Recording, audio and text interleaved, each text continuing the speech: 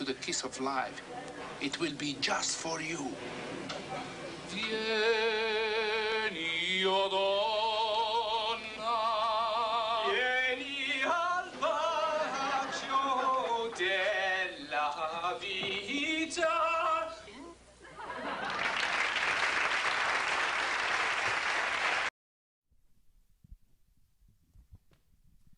Dear students, ladies and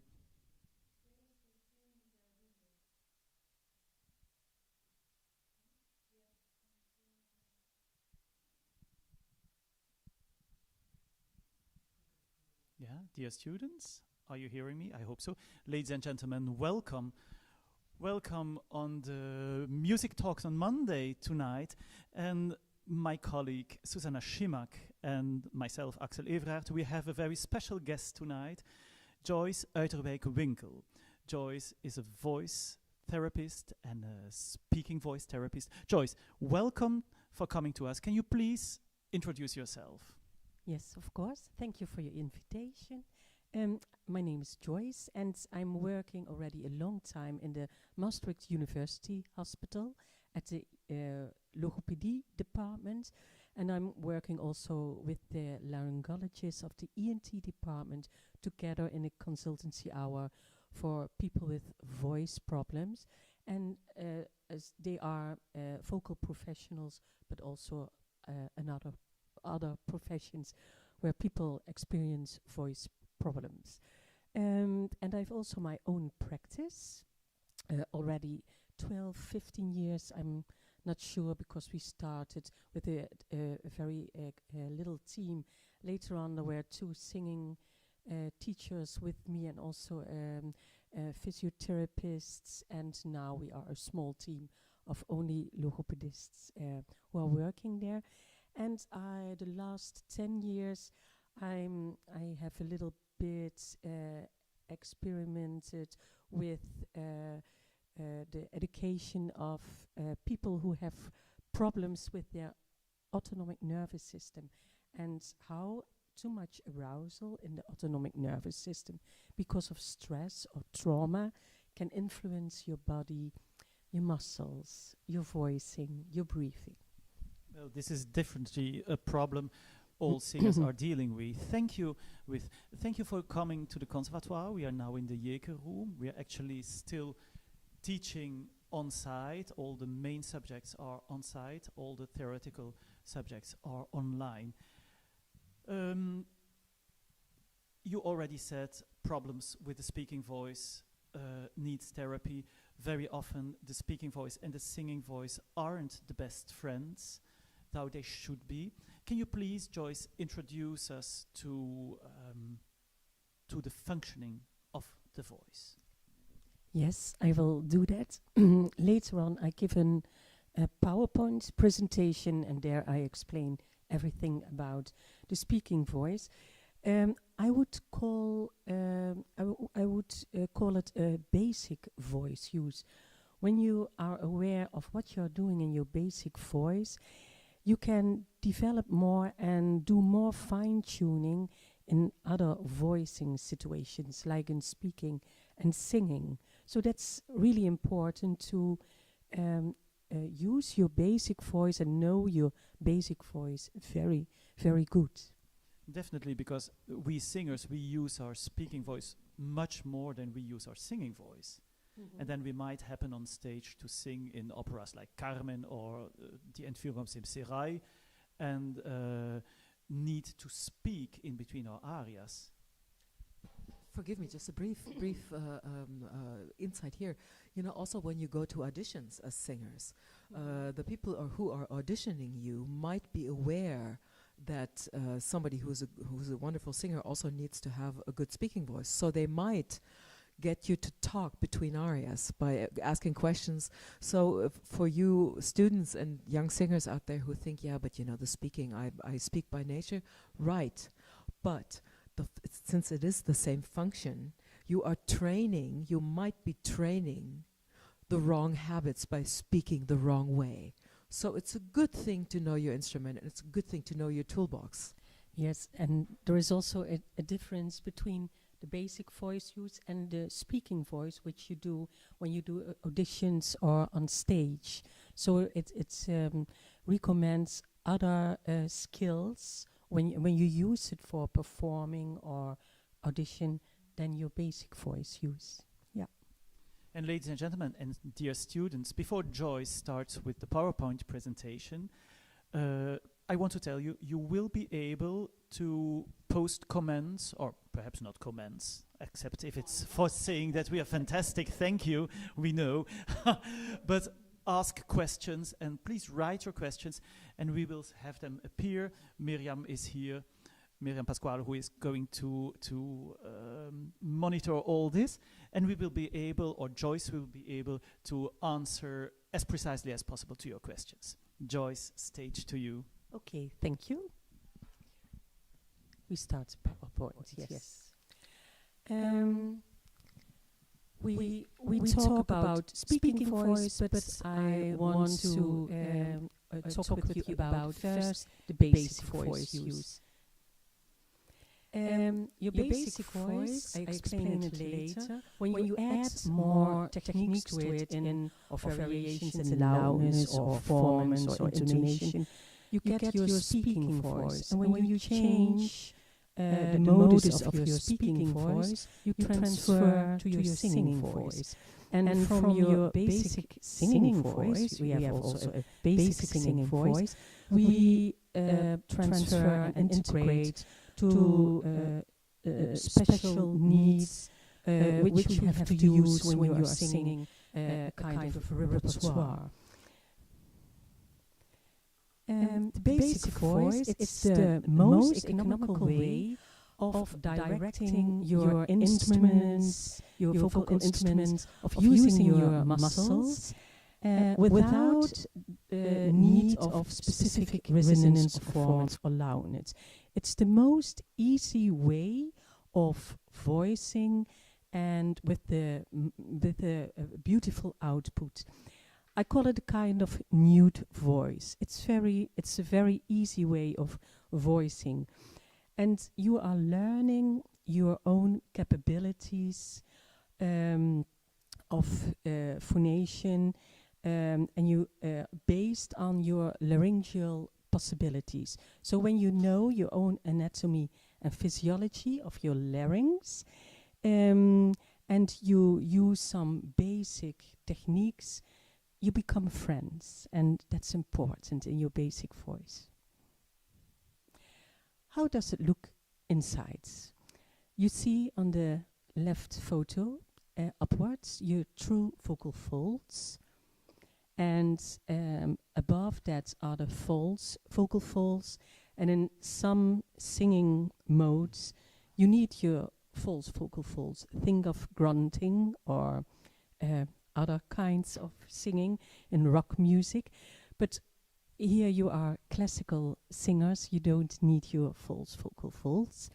You see the epiglottis, and that's important to protect your airway when you are eating, that no food or drinks are going directly in your trachea. And you see also the trachea, and sometimes when there are problems of reflux, the entrance of the trachea can be irritated, but I talk about it later more. A lot of muscles you see here, and a lot of bones. There are 26 muscles who are responsible for the opening, closing, and length, strength, the vocal folds you want to elongate. They are responsible for that. It's important also that when you are producing your basic voice, that there is enough space between your hyoid bone, your tongue bone, and your thyroid bone. And most of the time, when there are speaking problems, this membrane is narrowing, and it's that gives you the feeling of that your throat is narrow, that it feels compressed, and that it's difficult to fine-tune with other muscles in vibrating. Another picture of the muscles, and you see the musculus vocalis, or the thyroarytenoid muscle. Every muscle is named of the place where it attached to a bone, so you can understand more easily how the muscle is called. For abduction, one muscle is responsible, the cricoarytenoid posterior, and when this muscle doesn't function good, maybe after a virus infection, or maybe when there is a decompensation of all kind of muscles, then you don't open your vocal cords, your vocal folds enough, and it gives you air shortage during speaking, during singing. So it's a really important muscle. We go to other muscles, and these are the muscles who are responsible for closing your vocal folds. You see the cricoarytenoid lateralis. It helps in the adduction, and two muscles, transversus and oblique, between the arytenoids. You can also see in this picture easily the triangular arytenoids and the musculus vocalis, the vocal folds, is attached to one edge of the arytenoids. And people who have problems, who have certain immunity problems like reuma, then the arytenoid isn't functioning well. It's making a gliding movement and a rocking movement. And when the reuma influence the movement of that joint, and also when you are getting older, but you are all students and still young, but for the older, maybe for Axel and Suzanne, I'm sorry, but after 35 years already, the aging of your muscles and your vocal folds are starting. I think you are older than 35 years. Yeah. But think of the two movements of a gliding movement and a rocking movement of the arytenoids. We go to the tension of the vocal folds. You can have two ways. You can elongate your vocal fold to stretch it. The vocal fold gets thinner. And then you go upwards with your frequency, with your tone. At the moment the muscle, the cricoid-thyroid muscle is active, the thyroid bone and the cricoid bone are moving together, and that's the moment the vocal folds can become longer. And then only a very tiny part of the vocal fold, when it is stretched, not the full vocal fold is part in the vibrating pattern, only a little upper part of the vocal folds. And it's trembling, it's vibrating also much quicker than when you use your whole mass. For shortening the vocal folds, you use your musculus vocalis, and it's called the thyroarytenoid muscle. And with shortening your vocal folds, you can use your whole mass, and then you got more a closed quotient of your total vibrating pattern. The more you have a closed quotient in your vibrating pattern, the more easy it is to use techniques, and the more you can have a vocal load during the day. I think this is the most important to tell about. This slide, we can go on. The vocal fold itself. Here I'm not talking about vocal cords, but vocal folds, because it are a few layers upon the muscle. That's why they call it a vocal fold. You see a more rigid part of the vocal fold where the muscle is and the ligamentum. And there is an upper part which is more soft, and it's called the space of Reinke and the epithelium. And upon the epithelium there is some mucose. And only the green part is takes place in vibration. And the orange part, the stiff part, the rigid part, helps in opening and closing of the vocal folds. We can move on. I think you as a singer know how your voice is working. You can compare it to a bellow, your lungs, and in combination with your poster, but your lungs give the air. The air goes to your instrument, your vocal folds, and later on it goes to a sound box, your oral cavity, nasal cavity, and sinuses, your vocal tract area. It is. Air is coming under the vocal folds. There is a lot of subglottic pressure. It pushed the vocal folds away. Air is coming through the vocal folds in between. At that moment, there is an air diminishing under the vocal folds. And that is the moment that the vocal folds are sucked together. That's the upper part of the vocal folds, the soft part, is moving to each other. So the vibration pattern is going from, when you see the whole vocal folds, it's first closing in the front part and later on in the behind part, and first under the vocal folds is closing and later on the upper part. So there is a vertical movement in the vibration pattern. And when you have a good vibrating of your vocal folds and the tissue is very not stiff and it's very loosened, you see the mucosa is going to the side walls of the vocal folds, and it's called in German Randkantverschiebung, but I don't know the English word, I'm sorry. But that's when we see the mucose is trembling upon the vocal folds, then we know it are really healthy vocal folds. Now we can see a video of a rigid stroboscopy. With a rigid stroboscopy.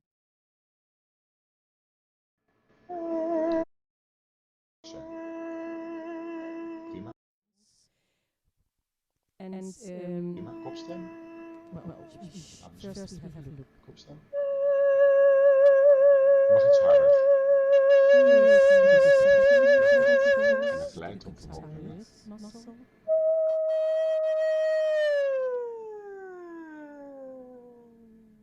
And now the vocal folds get more short. This is a full mass vibration pattern. With the rigid stroboscope, the way they look is that they put the rigid scope on your tongue, go backwards, and there is a little camera at the end of the scope, and it looks to your vocal fold. So it's not really a nice feeling to give a sound on an E with such a scope in your mouth, but it's okay. It's possible. The next video you see, it's called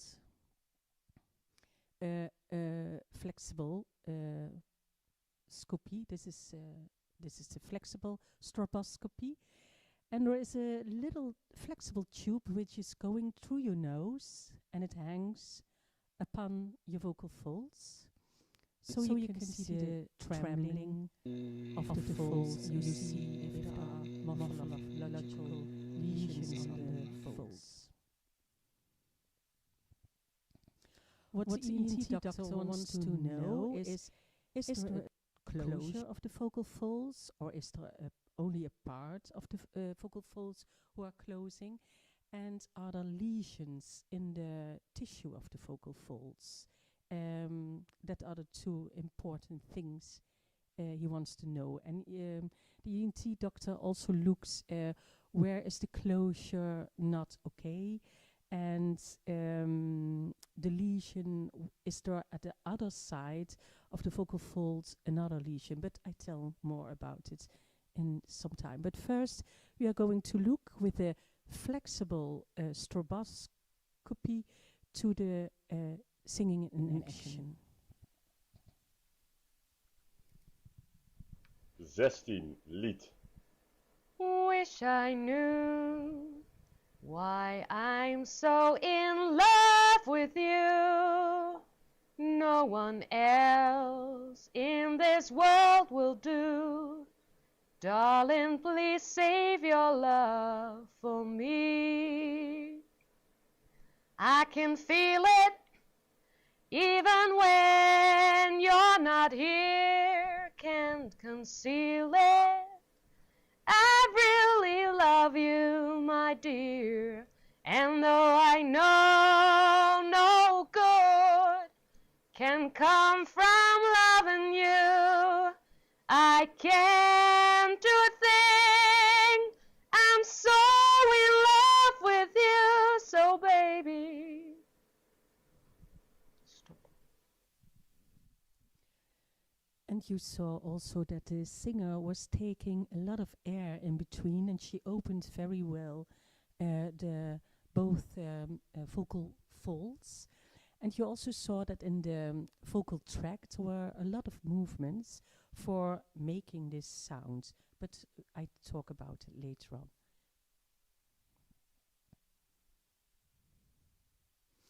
What can go wrong?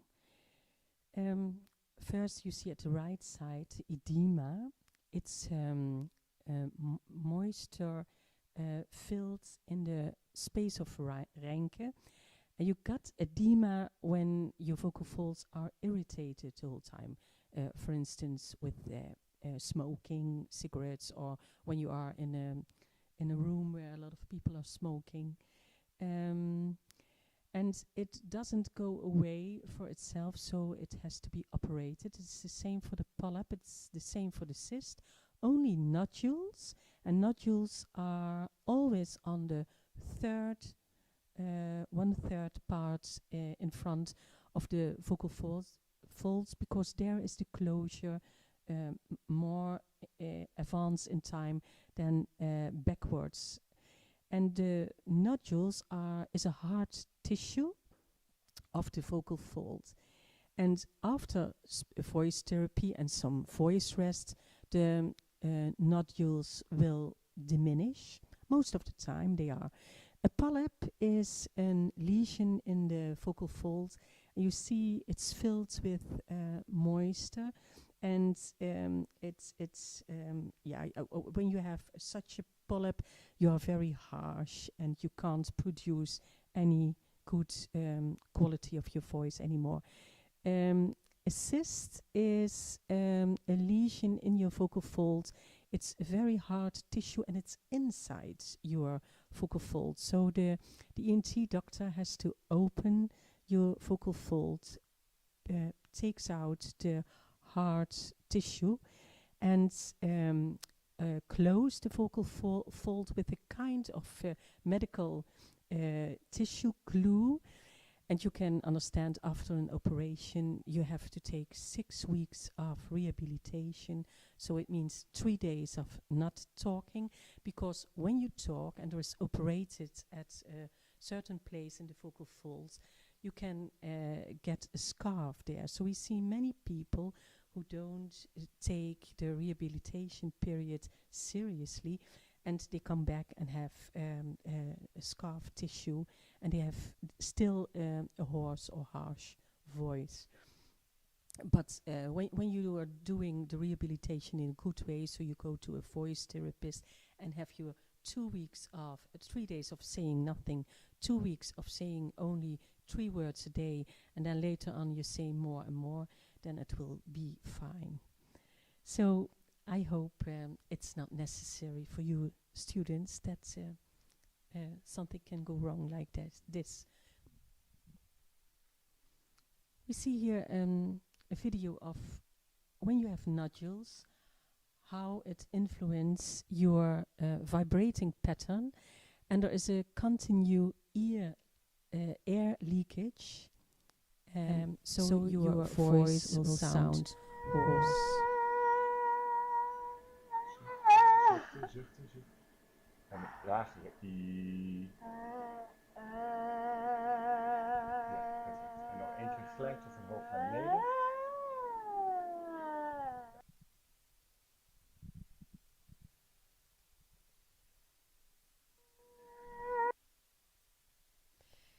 A polyp, you see in this next video how a polyp cannot gives a no closure of your vocal folds, and sometimes a polyp is under your vocal folds, and when you are breathing it will come in front of your vocal folds.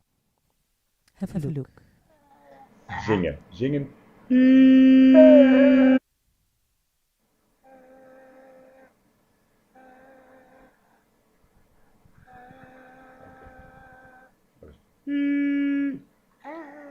En het lage I.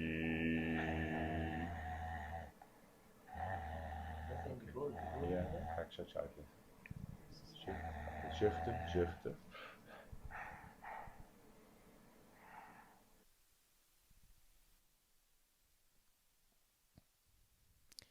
And we see here a cyst.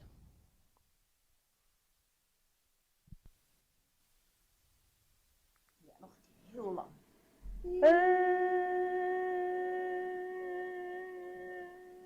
Zo nog. Heel goed, gaat heel goed. Keurig. Uit de buik.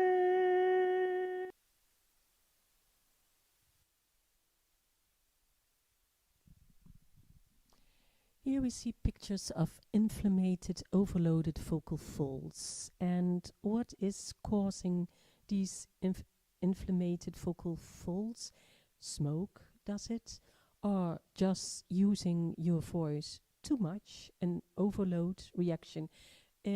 Most of the time it's in combination when you have a virus infection or a cold and you have to sing your performances, or you have too much rehearsals, then you got these vocal folds.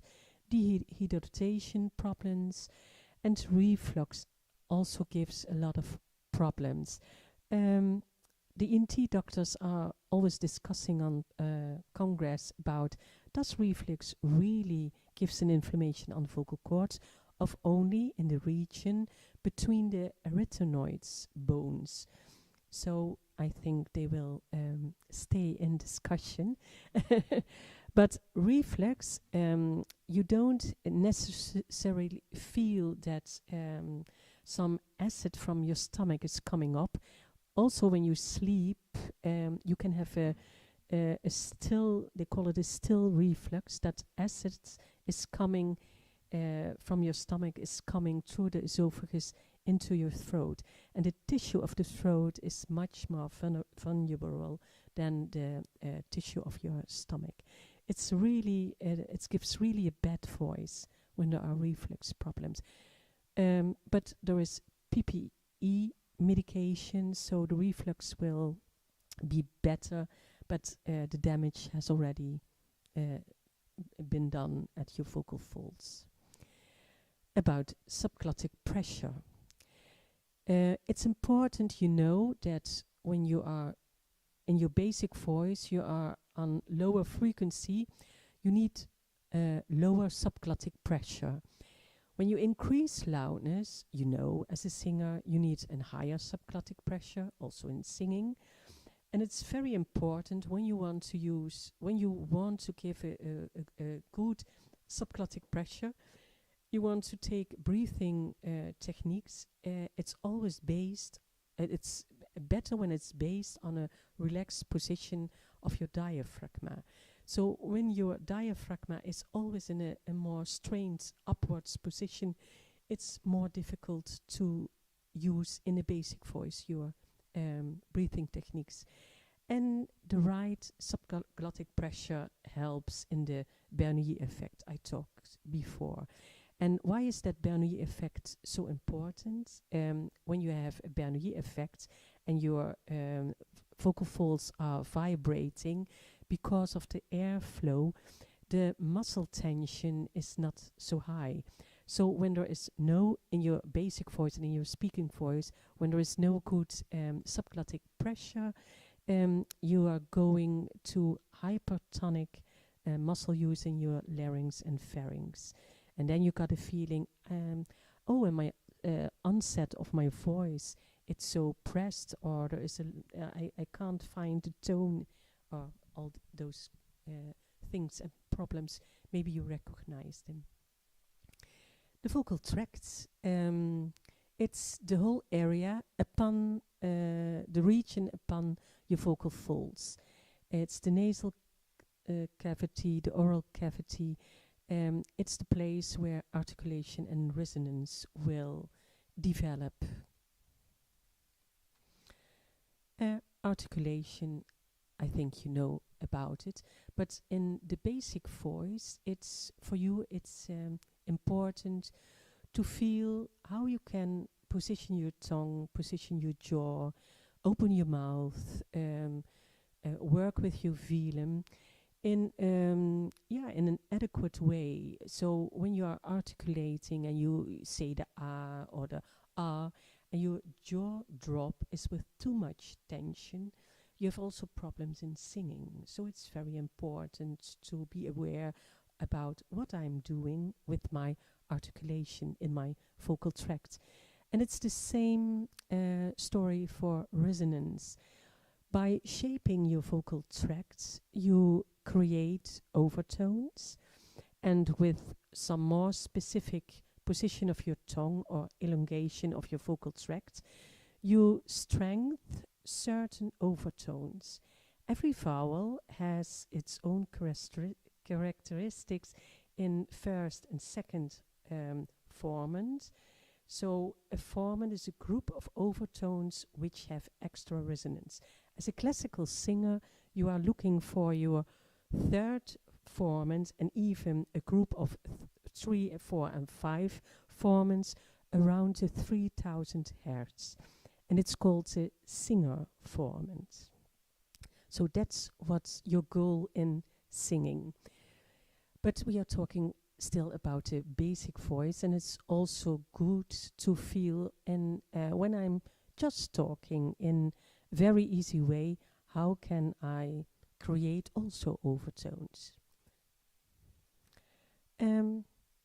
Well, about this subject I can tell a whole evening, but I try to keep it short. First, it's important to have body awareness. Before you are starting to make your basic voice, you must know what I am doing with my total body. Is there tension somewhere? Is there a loosened diaphragm when I have when I'm listening, when I have a rest breathing pattern? From there on, you are and sometimes always this is the moment in the body awareness that I'm giving a laryngeal manipulation. It's a way of manipulating and facilitating muscles to give the structures, the bones of your larynx some more space. So when you have a upward tilt thyroid bone, with manipulation you can pull down the thyroid bone and you have more space.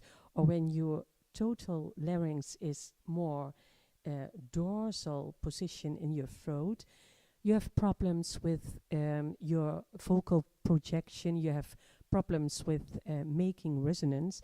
And with the laryngeal manipulation, you can give the total larynx a more frontal position. It's very good to keep that in working with the basic voice. Controlling subglottic pressure, when you have, you know from singing your breathing technique, in your basic voice, you have only a very tiny movement of your diaphragm and you have already the right subglottic pressure. And we are also working a lot in the basic voice with action not only of the diaphragm but also from your pelvic floor muscles. So especially when there is a posterior leakage of air in voicing, or when there are problems with the total closure of your vocal folds, you need a good subglottic pressure, and we work with the muscle tension of your pelvic floor area. Phonation in full registration, I already told you about it. It's important that the whole mass in your basic voice is closing, that there is a long closed quotient. When you have that, you can have a bigger vocal load, and it's more easy to use your speaking voice and your singing voice. It doesn't mean that you have to talk lower, on a lower tone. But sometimes when you are going to use your full registration, your tone goes lower in half or a quarter of tone lower. So don't think when you're using your full registration, I have to talk on a very low tone, because then you are pushing down your voice. It's also important that no hypertonic muscle tension is in larynx and oropharynx when you are making your basic sound, your basic voice. I work a lot with the voice therapy of Professor Johannes Spahn. He was from East Germany, and unfortunately he passed away already. But it's a very nice way of making a basic voice. You are producing an vowel, and in that producing you have a wide pharynx, you have a lowering of your jaw, and you have a horizontal tongue position. So the tongue is most, in that basic voice production, your tongue is lying down on the mouth floor. And from there on we move to, okay, now we have the basic sound, we want to do something with it, and we go to articulation and resonation. And from there on, when you have done a lot of movements with your mouth, and you keep your basic shape, your economic way of basic sounding, then we go to words, to sentences, and from there on to other tones, etc. Sorry, it was already a long story. We're going to the next slide. Okay, that was the basic sound, basic voice. This is the speaking voice. It already demands some other things of your basic voice in articulation, resonance, speech rate, loudness, in different speaking situations. And you know, when you communicate, there is the principle of sending and receiving a message. Also, non-verbal communication is important. And you can especially work with resonance or articulation or loudness to give some better communication. And in research, it's important to know when you read something about the speaking voice that they are talking, that they make a difference in a vocal professional and vocal elites, like your singers are, performers in speaking and singing. Also important to know in the speaking voice and also the singing voice is the fields of the voice, ergonomics. It's a science about to look at voice use and voice problems in relation to vocal demands and working environments. So when there are problems, it's not only the vocal fold who is the problem or the wrong technique, but sometimes you can have problems in your performance schedule. It's too much. The demands and capacity is not in balance, and you have to do some adaptations. So reduce your vocal loads or adapt your acoustics, or ask something to change on stage. What can go wrong in the speaking voice? We can have organic problems, functional problems, psycho-emotional problems, but you can have problems with your lungs or diaphragm. You can have a disease like asthma, or your diaphragm is paralyzed for a part. Then the doctors see that a part of the diaphragm is hanging down a little bit. You can't pull it up. Or you have functional problems with controlling your techniques.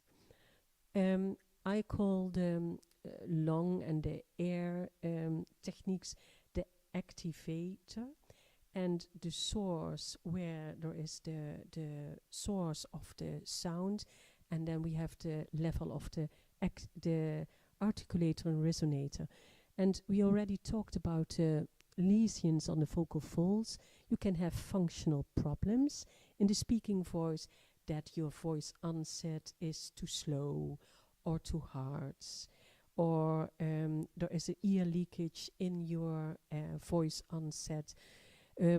As a voice therapist, we listen to the part of voice onset, the full vibration pattern of the vocal folds, and at the ends. And we listen if there are dysphonia problems, if there is hoarseness, harshness, breathiness, if there is a creaky voice, diphthonic and aphonic.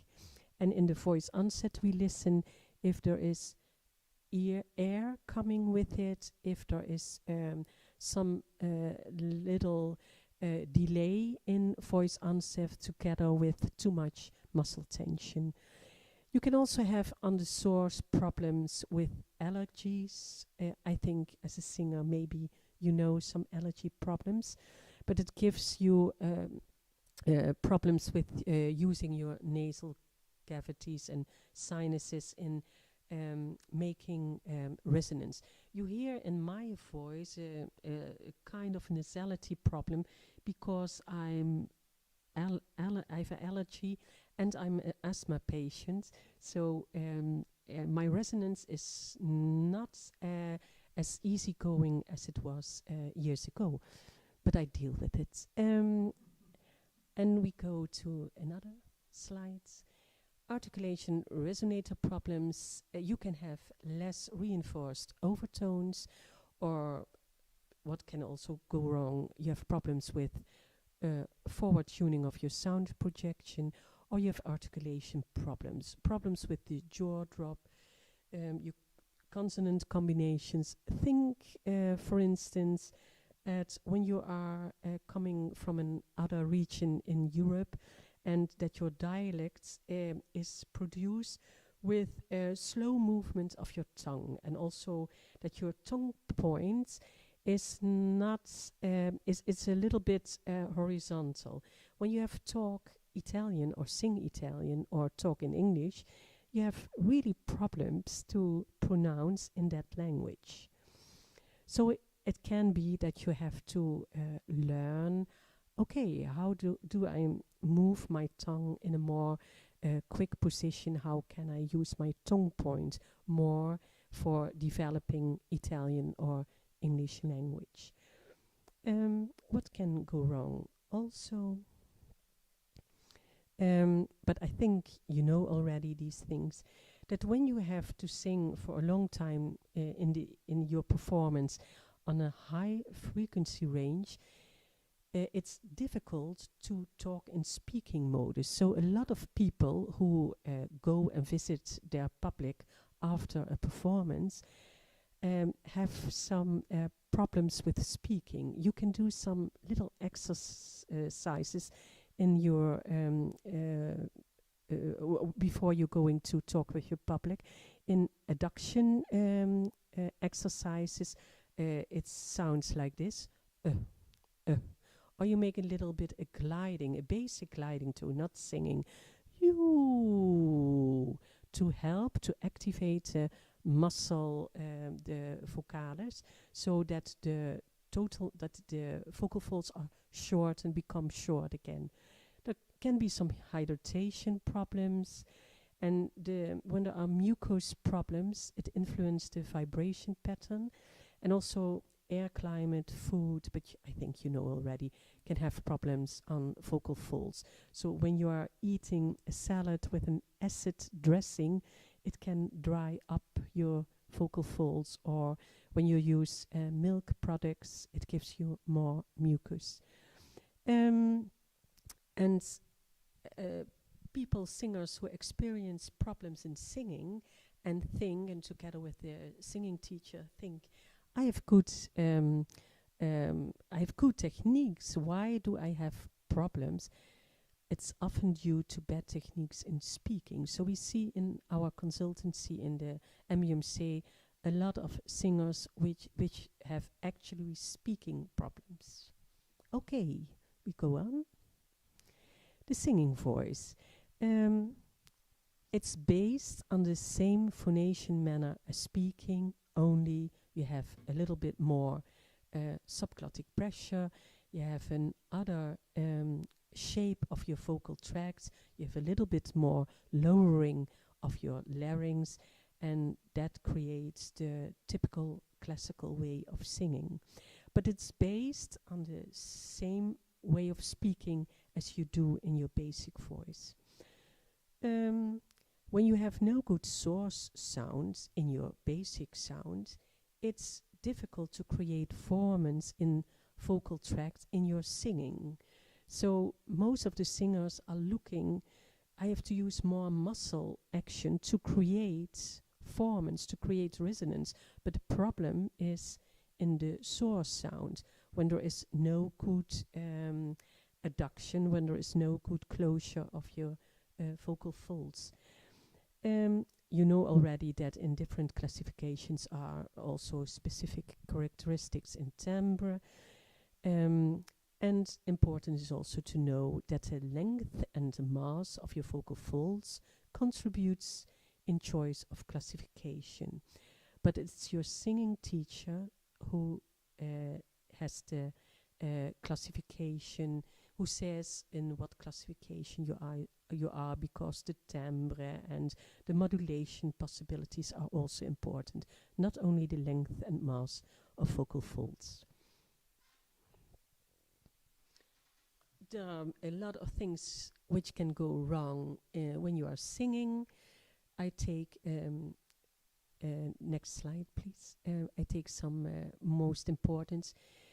When there is a singer with problems, and or they are due to your speaking voice, but most of the complaints are air shortage. They feel, I can't sing anymore a long phrase. It is as if I have to take air in between.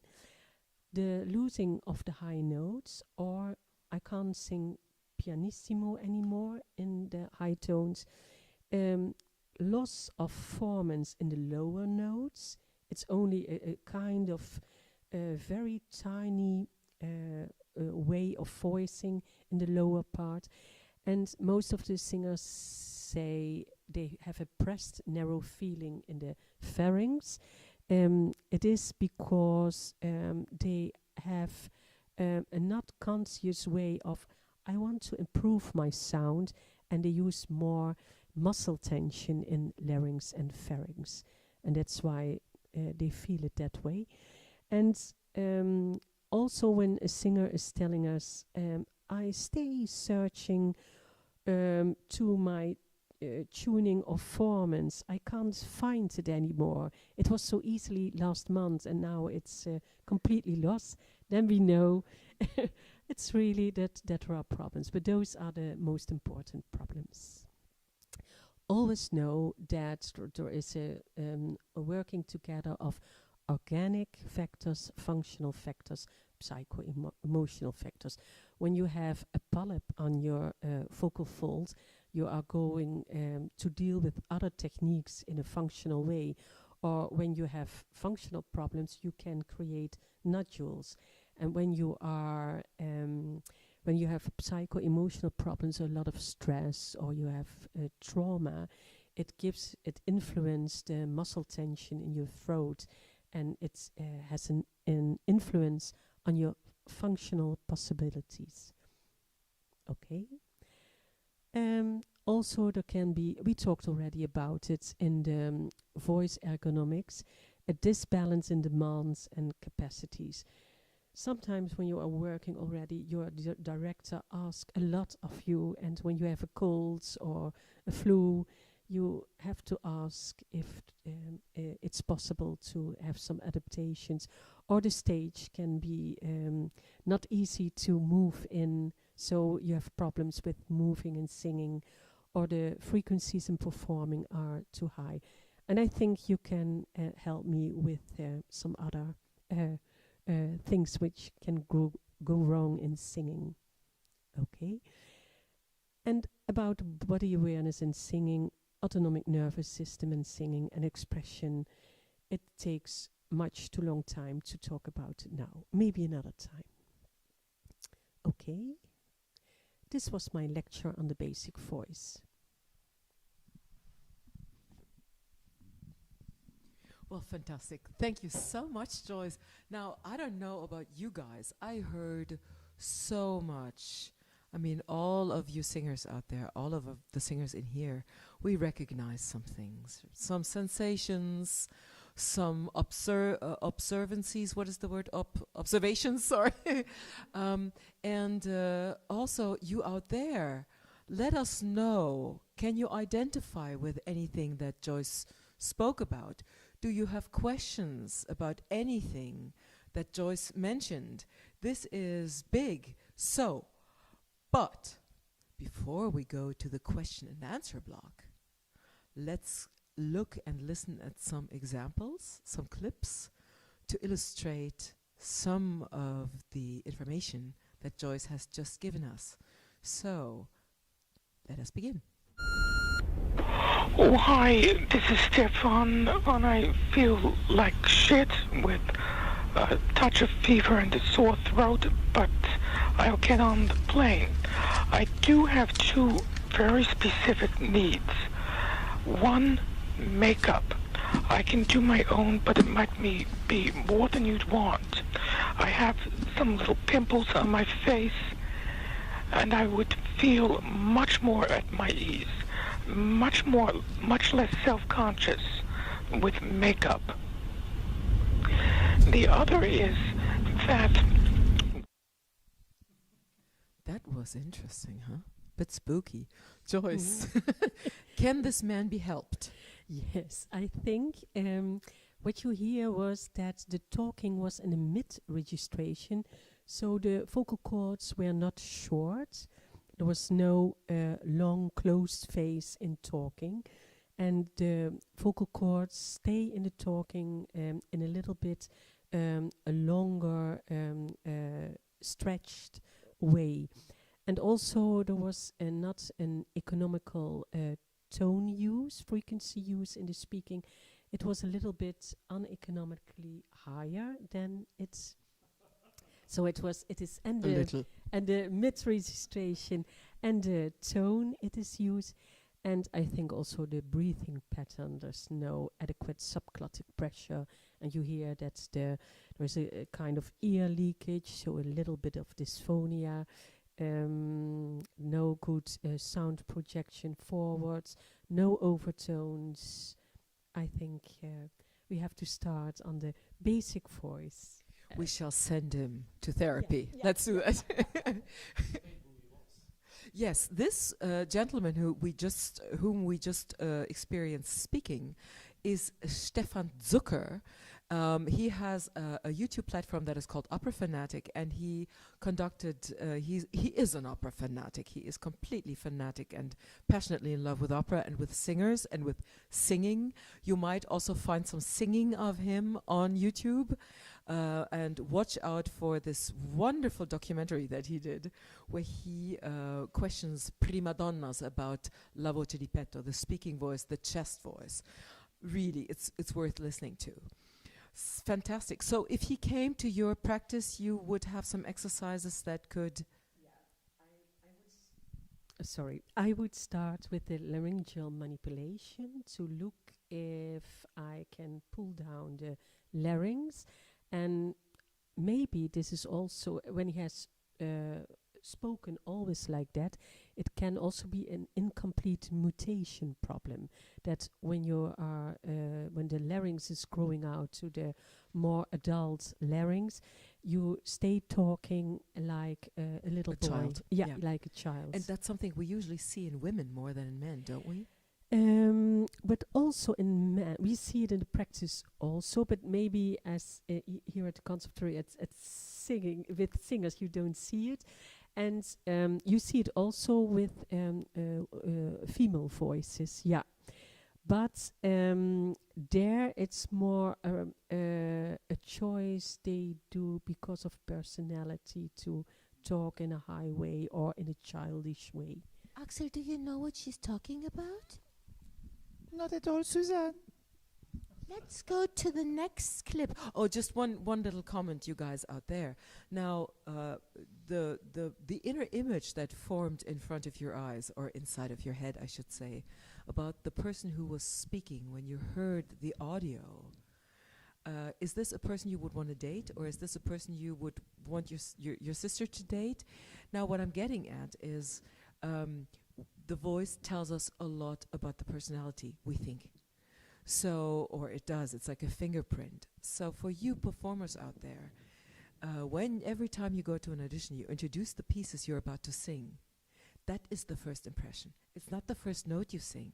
When you walk out and you go, my name is Suzanne Schmuck, and I will be singing When I'm Late by Henry Purcell. That's a problem in itself. So, but on we go to the next clip. Here comes wonderful Jessie, going from speaking to singing. Pay, please, attention to the speaking part, because it's so much shorter. Dass das eigentlich ein Lied aus Afrika war. Und diese Zusammenstellung finde ich sowas von fantastisch als Lied. Und natürlich ist das Lied weltbekannt. Und Sie lieben es. Ich liebe es. Und wir sind sehr stolz und glücklich, dass Sie es jetzt für uns singen werden. Danke. Darf ich Sie rüberbringen? Ja.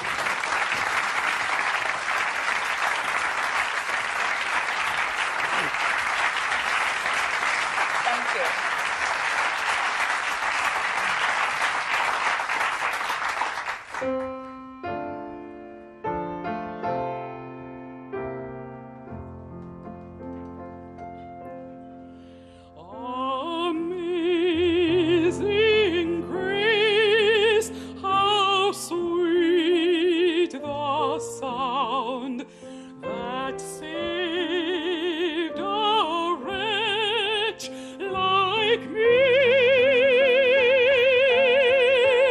I once was lost, but now I'm found.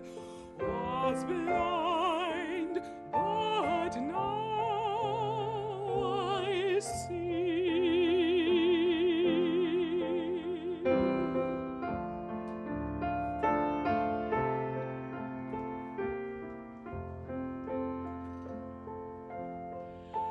When we've been there 10,000 years, bright shining as the sun,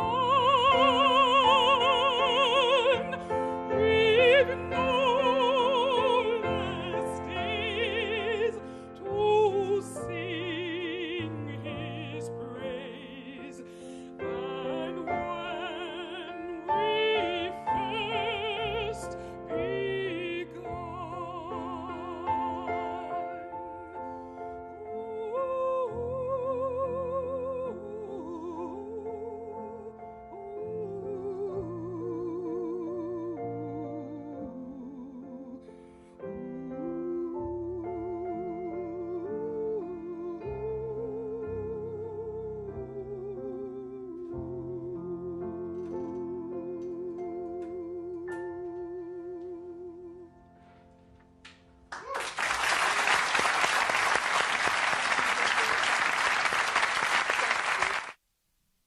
Beautiful, unforgotten. Jessie Norman. Absolutely stunning. The next clip will absolutely... Excuse me? Yeah, perhaps a small word on Jessie Norman, who passed away last year, didn't she? She was one of the three famous black singers, Jessie Norman, Grace Bunbury, Shirley Verrett, who both covered mezzo-soprano roles and soprano roles. Do you think, Joyce, that there is something ethnical about this facility of having such a large range, vocal range, and using it professionally on the stage? Because it's much less frequent in German singers, in Italian singers. They mostly stick to either soprano, and then they might get into the mezzo fach, or they start as mezzos and they go into the soprano fach. But this alternating continuously between both is quite, it's amazing. What do you think about it? Yes, I think there is an ethnical difference when those singers, Jessie, she has another vocal tract, a building. It depends of the building and the form of your vocal tract, and all kinds of ethnical differences.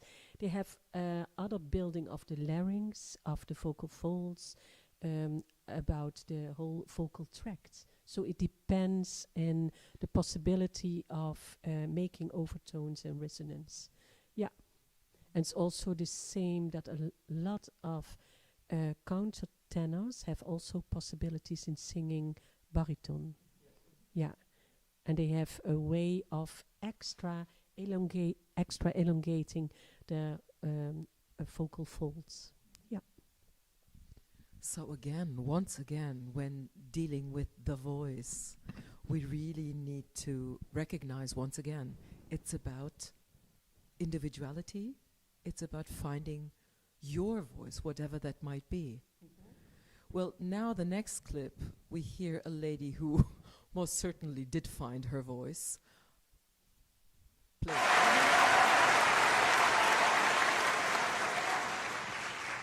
Ladies and gentlemen, today, 100 years ago, the Swedish soprano Christina Nilsson became the first prima donna of Metropolitan Opera. She had a favorite song she always sang in her concert, and it was a Swedish folk song called, in English, I Remember When I Was 17. I am dedicating this song to her memory tonight.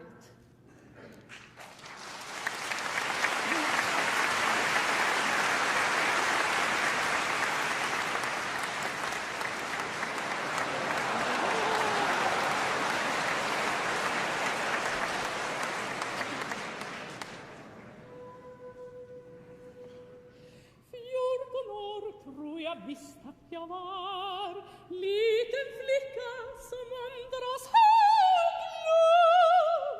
Ingen friare hade jag då, och ingen heller jag tänkte på.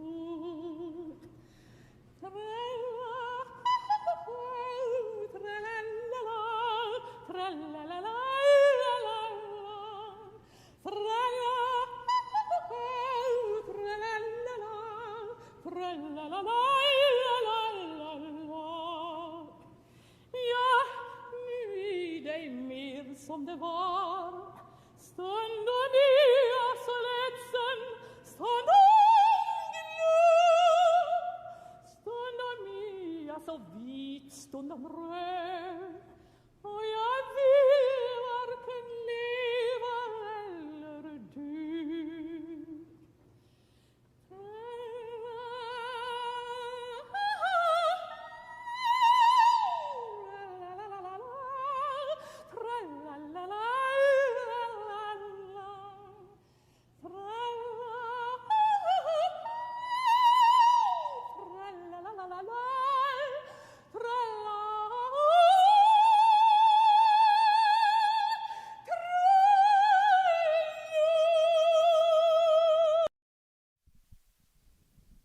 Well, well. Whoever did not recognize this singer has some homework to do. This was Birgit Nilsson, the Brunhilde, the Isolde, Brunhilde in Scholti's Golden Ring, famous Turandot, famous Electra, famous Salome, famous Empress in Frau in the Schatten. Go on Google, go on YouTube, check her out. She's fabulous. Quite unexpected, no? I also thought that was an active tongue, didn't you think? Yeah, it was really active. She needed also the mouth openings to produce those tones. And I was looking at her, and she was singing with all her body to produce that sound, yeah. Yeah, it's very interesting that though she probably was the most famous dramatic soprano of the 60s, 70s, and 80s. She recorded, for example, and she also sang in live performances Mozart's Donna Anna in Don Giovanni, which is considered being a bel canto role. And you can hear here in this performance, she's over 60 there. It was on the Met Gala in 83, I think, the centenarian of the Met. So it's in 83, I don't know when she's born, but she's over 60. And still how she's capable of singing staccato with a light voice, though it was one of the biggest voices of her era. So it's quite amazing how she masters. But it's also interesting how she's nervous when she has to do the talking and short of breath. Didn't you think so? Yeah. It was when she started to sing. It was a whole different sound and much more easiness than when she was talking. You hear that the sound stays backwards in the oropharynx, that it couldn't come out easily, and that her voice onset was a little bit not light in production. Yeah, you could hear a lot. So we should have sent her to you. Also. But you already told that everybody and every larynx has its own form, and how important it is before you are going to sing repertoire that you really know your own larynx and your own capacities, and you are feeling free with it, and how to use your whole body in singing. And when you can do that on just one vowel, then you can start with singing and doing some extra things and going to repertoire. It's so important. Yeah. Well, it's unbelievable, but time is flying. So I think it's about time that we give space to our questions from the viewers. Please let us see and hear what you have for us. And remember, there is no question that is too stupid to be asked. So do feel free to confront us, Joyce, with, we do have a lot of questions. I will hand over the microphone to Miriam Pasquale, who will moderate.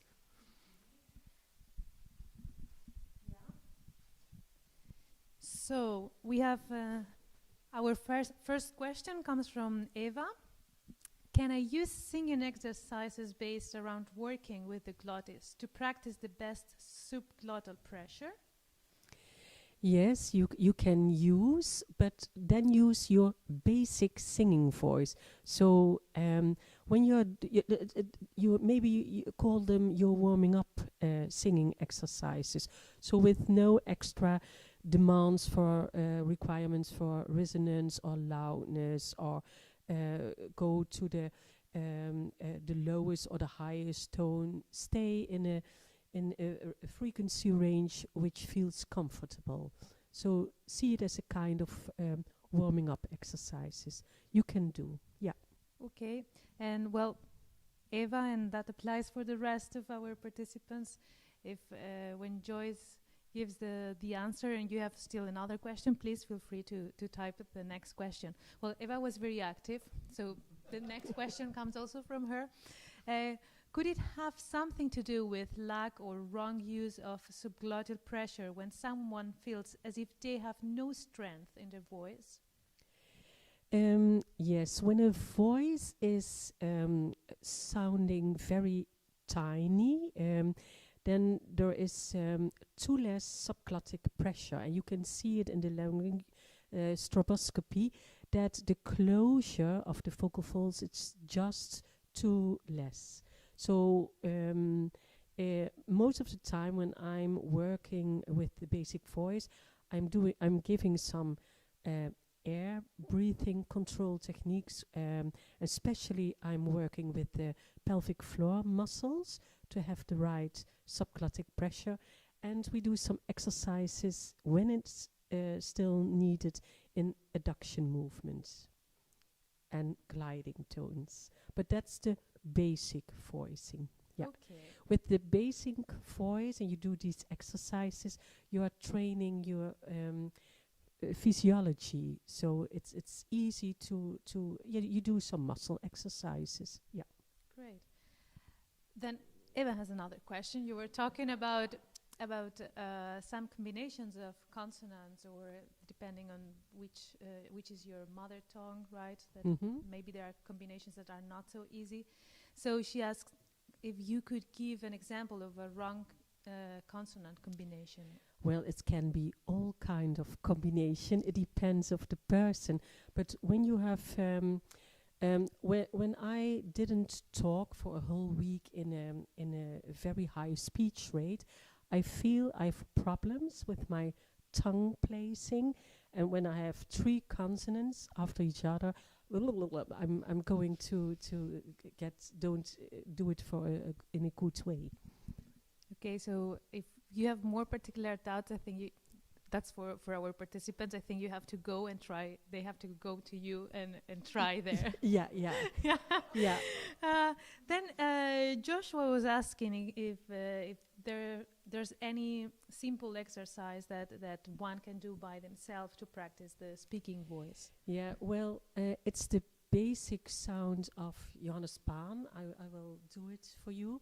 It's the ES sound. It's you put your jaw in a lower position. It's not looking well, but they don't see it. You put your jaw in a lower position. You have the widening of your oropharynx, and your tongue is at the mouth floor, and you say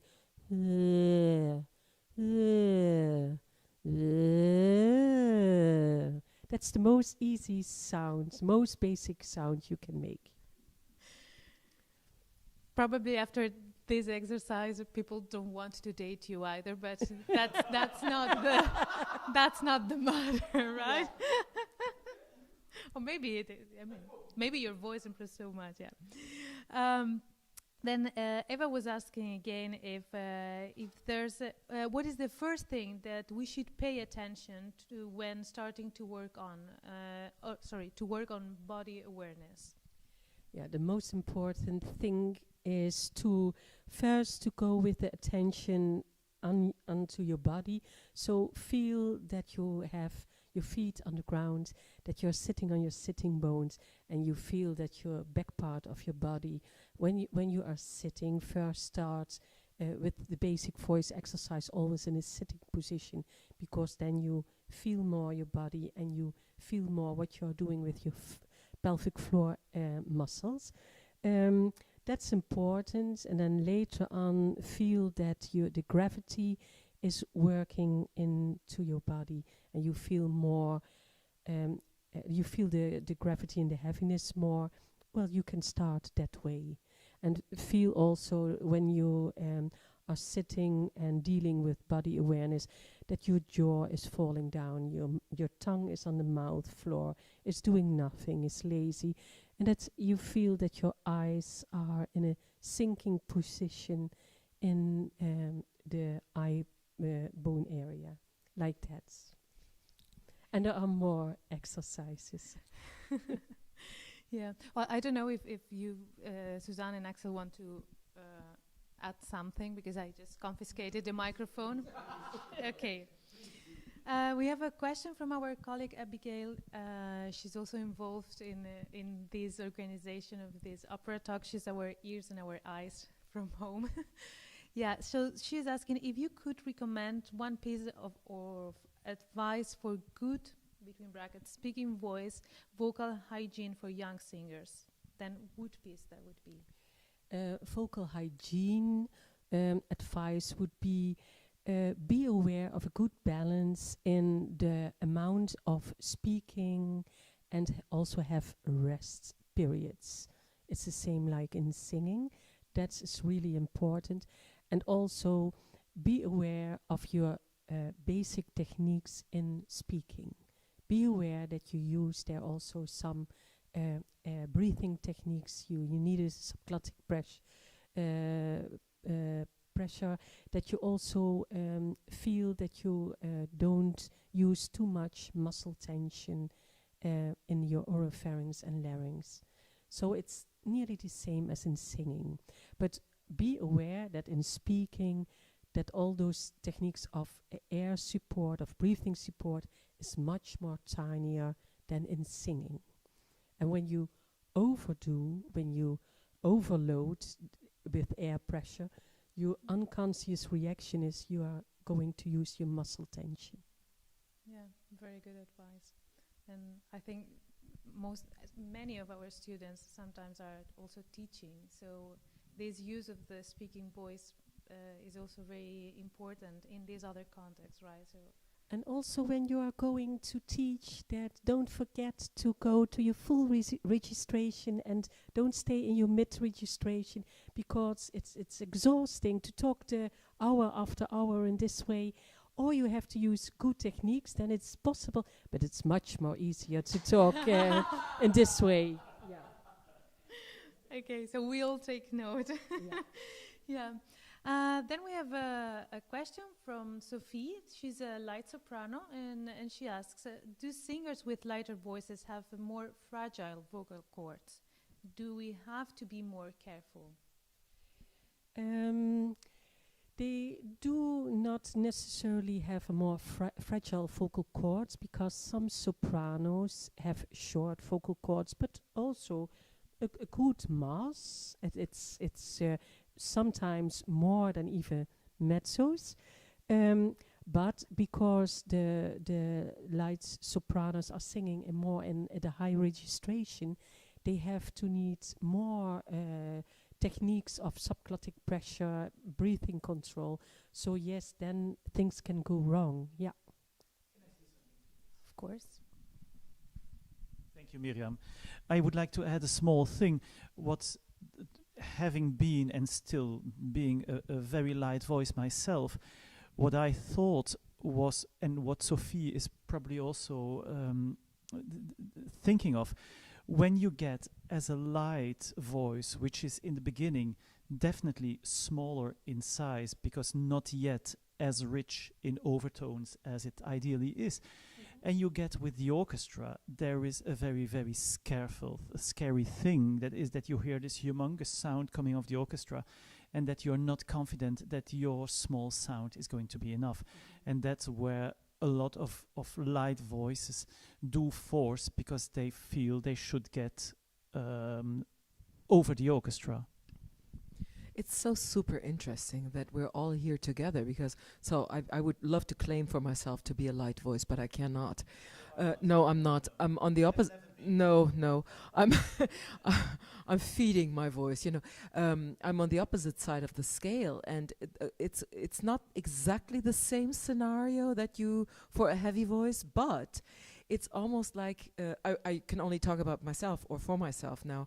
When all of a sudden you have this ocean of sound from the orchestra coming, it's like, it's just I need to go, I want to sing, and so there is a tendency, or I shouldn't call it a tendency, there is a temptation to go full on, to go full load all the time, because you can until you can't.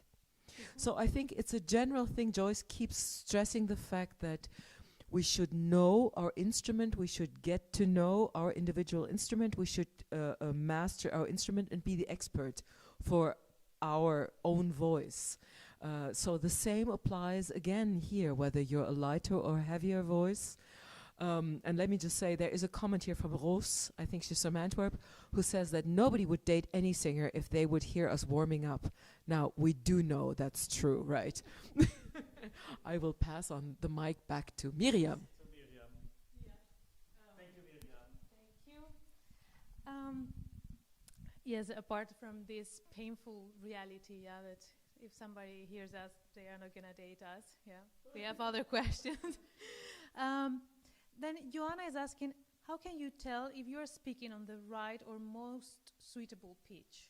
I mean, being aware of your practice every day. Yeah, it's your everybody has his own most comfortable pitch in speaking, and it's when you have the basic form of your vocal tracts and the ideal position of the bones of your larynx, so there is no tensed feeling, then the tone will come by itself. So in the morning, everybody starts with a lower tone. That at the end of the day, when there is some little muscle tension, when at the end of the day, when you are a little bit tired and you feel your muscles are more strength, you want to go to the tone of the morning. You are forcing. So during the day, your economical speaking tone will change. And also, when I'm thinking of hormones on female voice, it also influences the pitch of your speaking and your singing. So the mass, because of the estrogens, the mass and the muscle will become bigger, and that's why the higher tones will give more problems. Some singers have problems during their periods. And also I worked with some classical singers who, after a pregnancy, who has to start to build up their speaking voice and singing voice because of the differences in the hormones. Yeah. Wow. Yeah, because it was not difficult enough to be. Yeah. Yeah. Then we have Luke, who is asking, being highly allergic to grass pollen, I often have the feeling I have to simply give up during the summer. Some teachers tell me that singing more nasally can help. What are your thoughts about it? Yes, I think it's possible to use a little bit more airflow through your nose and giving some little bit more subglottic pressure to deal with the problem. Because when you have more dry vocal folds, the mucus is more dry, you have problems in the voice onset, and that's why you use more subglottic pressure to help the closure, and using more when you are more using nasality, your the hearing of your oral sounds will be a little bit hidden. So then it's important to use more nasal escape of your voice. Yeah. Very useful. Very, very useful. Then we have another question. People are interested in that bottle. They are asking if that's champagne. It's none of their business, is it? and linked to the bottle, yeah. If we can talk about voice and alcohol and healthy voices, and if alcohol is good for vocal folds. Yeah, well, alcohol is very good for feeling well and feeling comfortable and have a nice evening. But especially the red wine has a dry effect on the mucus of your vocal folds, and very strong alcohol. White wine, beer gives less discomfort. But alcohol dries the mucus. But when you are going to sleep and you take some water, and especially warm water is very good for hydration of your vocal folds. So when I'm working in the hospital with my asthma medicines, I sometimes at the end of the morning there are big problems, and I'm going to drink warm water. And also you can use, especially for Luke with the allergy problems, for hydration you can also use the sage, it's called salbei, sage herb, for a good hydration. Camille is, I don't know the English word for it. Yeah. That's for your the mucus of your nose, and sage is for your voice. Especially in Germany, you have a lot of shops where they sell a kind of sweets with sage in it. Good. Good. Salbeikräutern bonbons. Then we have, more women interested in how my hormones affect my voice. So our colleague Abigail is asking again, could you touch on hormones and the effects on the vocal cords, particularly menstruation, for instance? Yes, the hormones have a different Zusammenstellung, a different combination. So 3 days before you have your period, your menstruation, and in 4 days when you are in it, then you have more estrogens, and then you can have problems with the high tones. And also your voice can be a little bit, because also the mucus is more dry, that you feel your voice onset is a little bit slow, more slow than normally. And in the menopause, it gives a lot of problems. And also in pregnancy, there are different combinations when you are 3 months, 7 months, 6 weeks before delivery, 6 weeks after delivery, and 1 year afterwards. That are the moments when there are big different combinations of estrogens and male hormones. And there are problems with the high tones, so that's why that some singers don't reach the last 3 tones which they normally can sing, and that you have the combination of very much mucus, the feeling as if some mucus is continue in your throat, and after 5 minutes you have a very dry mouth. So it turns on and off, the dry feeling and the globe feeling because of mucus. It's not nice, those hormones, no. So Thank you. As a man, I'm perhaps not entitled to speak, but as a vocal coach, I worked in Latvia at the National Opera House with a dramatic soprano who got into menopause at the age of 39. Feeling, and she was an excellent singer, and she felt something was wrong, and we went through the whole, the whole discipline of her exercises and her vocal things and her technique, and nothing seemed to be wrong. But so she was 39, and she was then, because I thought this must be something harmonical. Now as a man, I'm of course not a specialist of it. And then she was diagnosed with early menopause, but it seems that this is not abnormal, though rare. Do you have any experience with that? You see that the period of menopause is for 10 years, and you see last years that they start much more earlier with the menopause, but the exact amounts I don't know.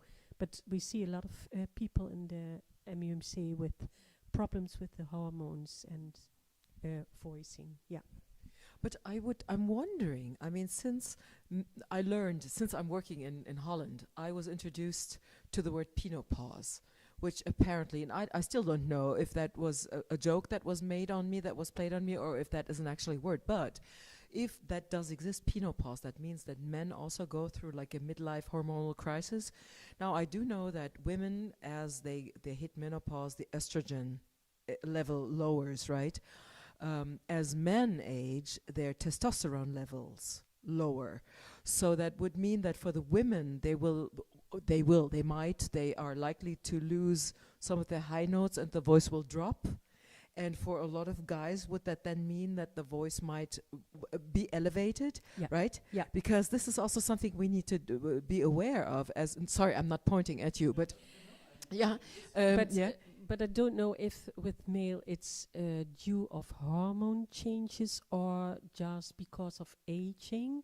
The muscle mass will become more thin, And that's why we see a lot of men who has a oval closure problem with vocal cords. So the vocal cords are so thin, they are in a bowing position, and when they close, they only close in the front part and the back part, and the whole vocal folds doesn't close anymore.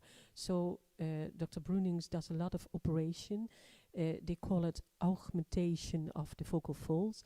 They take own fats at some part of your body and put it in the vocal cords, and to give more mass so the vocal cords can come together again. Axel, I will donate some of my fat when you hit that moment.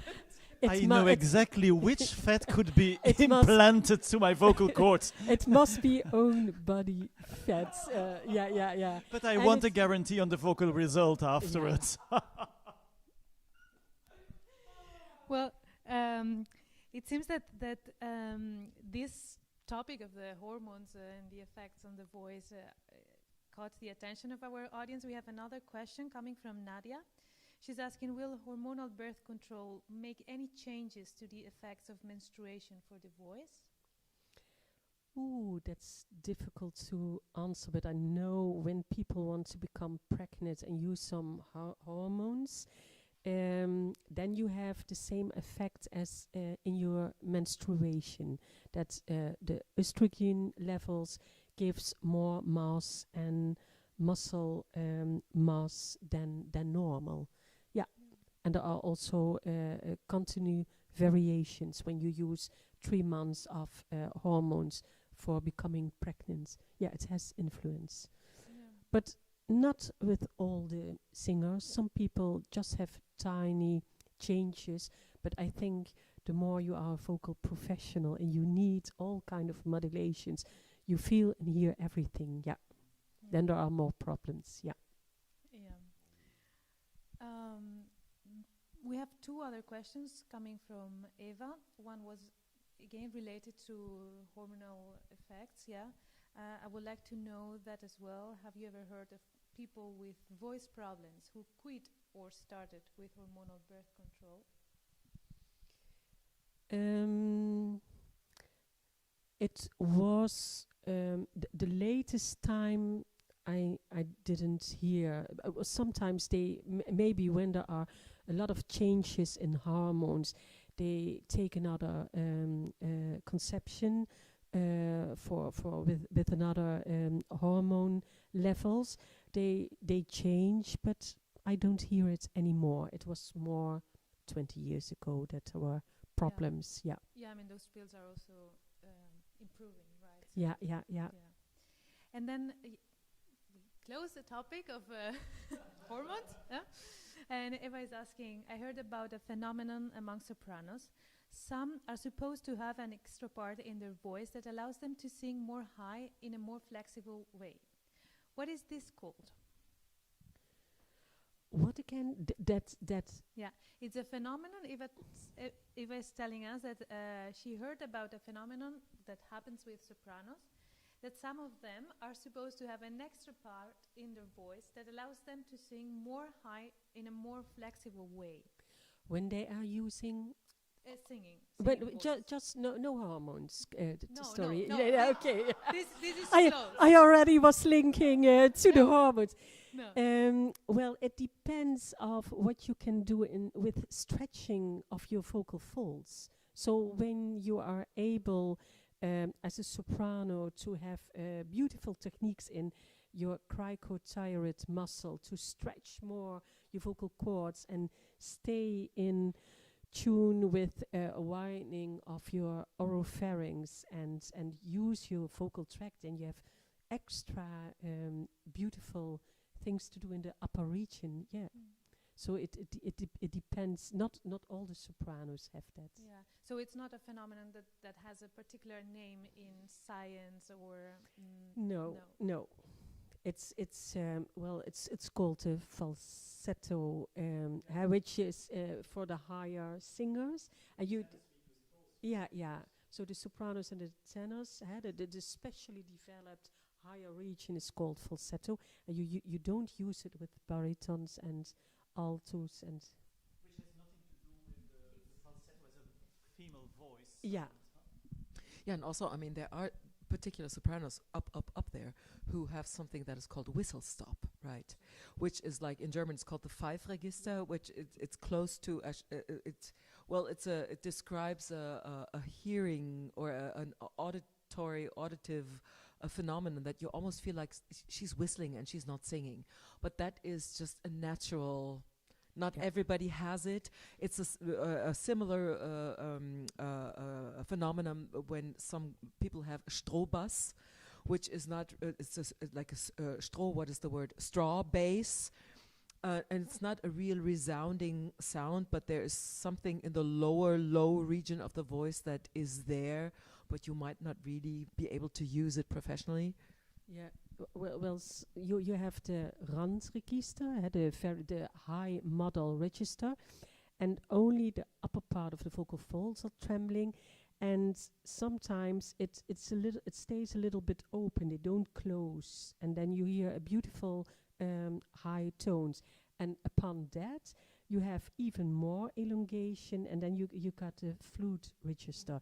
And Mariah Carey is one of the famous, also not classical singers, who use the flute but register. Good pop singers use it intensively and use it in a very good way. It's not because they're pop singers that they would have less technique. Lots of them do have less technique, but some of them do have excellent technique. And isn't that closely what we are talking now, this very high extension of the tenors and of the sopranos, and that some sopranos, larger sopranos, can also achieve.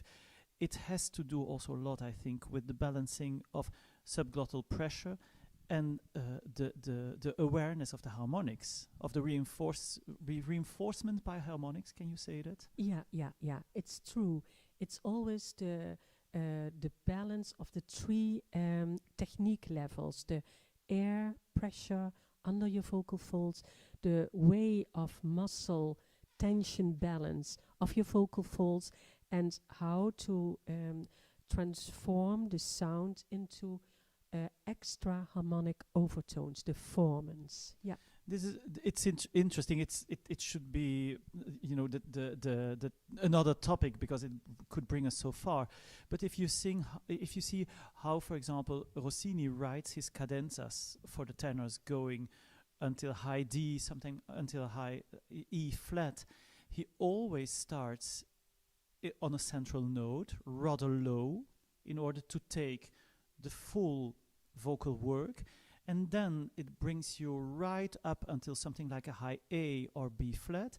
Then it stays a little bit there, it turns a little bit around in order to switch without the audience hearing. And then it brings you up in a very easy way. But of course, it's not possible to say words up there. No, that's when you are going to modulate an articulation, then you lose that specific form of your vocal tract. Yeah, it's and why is it important always, what you're also doing in basic training, to start in the economic, easy frequency range? When you are going up for that tenor, when you are singing up, you keep the control of doing nothing too much. So when you start too much with full also with singing, with a lot of overtones and formants in a high position, you are always getting away from your balance. So that's important. And I would like to add, or maybe just to comment, because you could maybe, I don't know if you can see this. Yeah, all my papers here, papers, because I took extensive notes as Joyce was speaking. And when we saw the stroboscopy, we saw vocal cords vibrating at 500, 600 times a second. So if we're speaking Kammerton A, middle A, A4 is 440 hertz. That means your vocal folds are vibrating 440 times a second. The more we go up, the more vibration frequencies there is. So they are moving extremely fast. And none of this is happening conscious, and none of this we have direct influence on. So the reason why I would like to stress that is because Joyce mentioned body awareness and knowing your instrument. Here I go again. So knowing your instrument, being aware of the body and understanding the mechanics of the vocal function will eventually evolve in a deeper understanding of what your voice does and what it needs to do. And here comes my question, because we're already 15 minutes over, which was expected. If you would like to have a second date with Joyce, if you feel that there's so much more to be spoken about, because we do, I think Joyce might feel the same way. I'm not suggesting anything. Please comment, let us know on Facebook, let us know on Instagram, let us know on YouTube.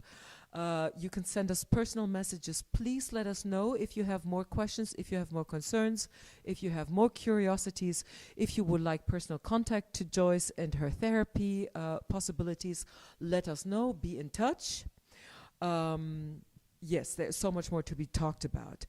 One thing that is really dear to my heart is to thank two people who have been the wizards and the fairies of this production today. And that is Luke Mitchell, who is the technical gentleman. I wish I could turn the camera to this handsome dude. And Miriam Pasquale, the coordinator, the Maastricht coordinator of the European Opera Academy, who has been here supervising and moderating this. Thank you so much, you guys. Yes, and of course, one more thing. Next Music Talks on Mondays will be February 8th with beautiful, wonderful Francesco Izzo. Some of you might already know him as the coach for Elisir d'Amore. But now, as the Marschallin says in Rosenkavalier, in Strauss Rosenkavalier, jedes Ding hat seine Zeit. Everything, there is a time for everything. And for us now, the time has come to say goodbye. And to have food. Yep, he needs it. I'm anyway. Now that's true as well, right? We look forward to welcoming you again to the next edition of our series, Opera&More, Music Talks on Monday, on February 8th. Stay well, stay healthy, stay positive. This was Joyce. Thank you for being here, Joyce. Thank you, Joyce. Thank you. My dear colleague and friend Axel Everard, and Suzanne yourself. Moi. Bye guys, be safe. Addio.